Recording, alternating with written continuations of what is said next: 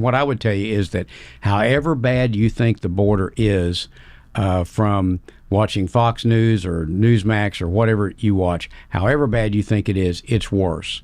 But when you just think in terms of the number of people that are coming across, the fact that just in the last few years, Texas by ourselves have seized over 500 million lethal doses of fentanyl. Shocking. And we're just getting a fraction of what comes across. When you look at the amount of people that are funneled into sex trafficking and children into human trafficking and all the evil things. But I'll tell you one other thing that goes on. I was a cop in 1980 when we had the Cuban boat lift. And I think about 250,000 people came over from Cuba. Castro snuck into that an estimated 5,000 to 10,000 hardcore criminals. We knew who they were. So I'm a Fort Worth young police officer. And even though there were only 5,000 to 10,000, we were seeing those people and dealing with them on a regular basis. It took the law enforcement in the United States years just to work through those 5,000 to 10,000 Cuban criminals that had come across. The Biden administration and the Obama administration before him have allowed hundreds of thousands of hardcore criminals, murderers, sex offenders, drug dealers, gang members. The Venezuelan gang members are very prominent right now in the news. We've allowed hundreds of thousands to come across, and our law enforcement community is going to be dealing with those. Our grandchildren in law enforcement are going to be dealing with those. And sadly, those folks are going to be creating heinous crimes for decades to come. It's going to be a tremendous, tremendous problem. I really would like your listeners to know what all Texas has done. Please, by all means. Because we're almost at this point that we almost don't know what else to do. So we've deployed we'll spend this fiscal year over $3 billion with a B dollars on border security. We have the same amount budgeted for the next fiscal year. On any given day, we have thousands of personnel assigned to the border.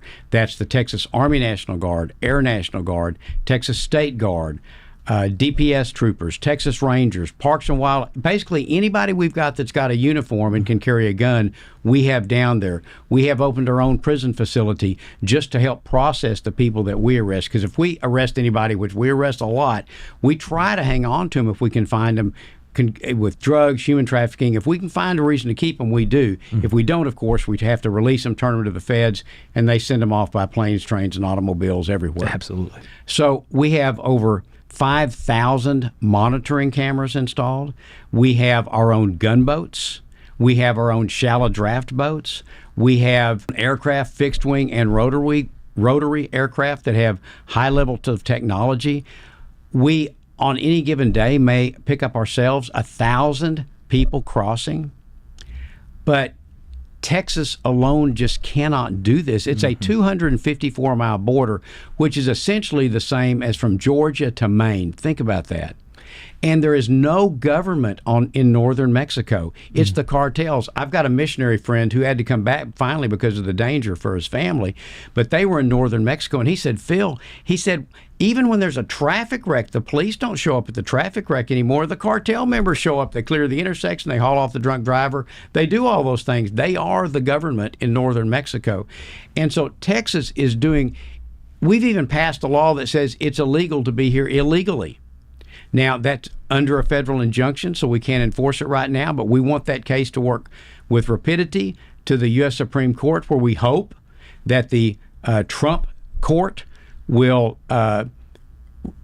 strike down, at least in part, some of the U.S. v. Arizona from what was that 2014 or 2015 that said states had no role in immigration, no role in protecting their borders, and we're hoping that case will be the catalyst to change that law. Do you know up until the 1860s or 70s, there was no federal immigration law. States handled it all. It wasn't until then that they began to intervene into that space. So we have an historic role in that. The Supreme Court is blocking us from it. And, of course, the Biden administration sues us every step of the way on the buoys, on the fencing, whatever it may be. But we are almost at the point of what else can we do, and Texas can't do it alone.